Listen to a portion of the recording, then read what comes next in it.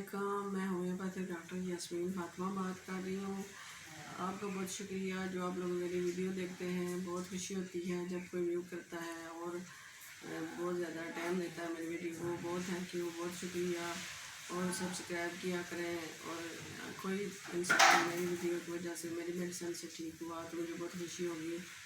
आज जो मैं बीमारी लेके आई हूँ वो है बहरापन, यानी कि कोट समात का चले जाना या कम हो जाना।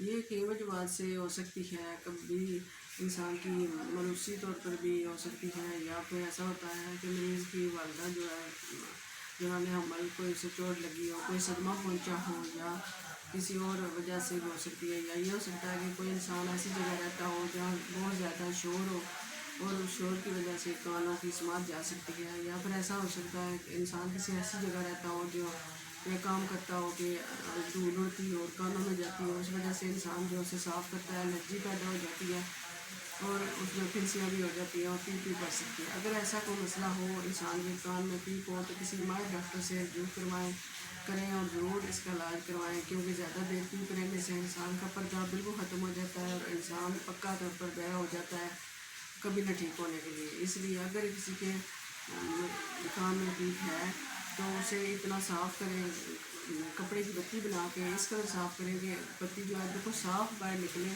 तो फिर जो मेडिसन एपरसेंट है इसकी जो कानों में स्टिक लगाने वाली उसके साथ लगा के कानों में लगाएं और सुबह शाम 5-5 कतरे लें। और अगर किसी को बहरापन की शिकायत है तो इसके लिए मेरे पास BM नंबर 117 है, उससे जो है इस्तेमाल करें सुबह फिर शाम। इंशाल्लाह आपकी बीमारी दूर होगी।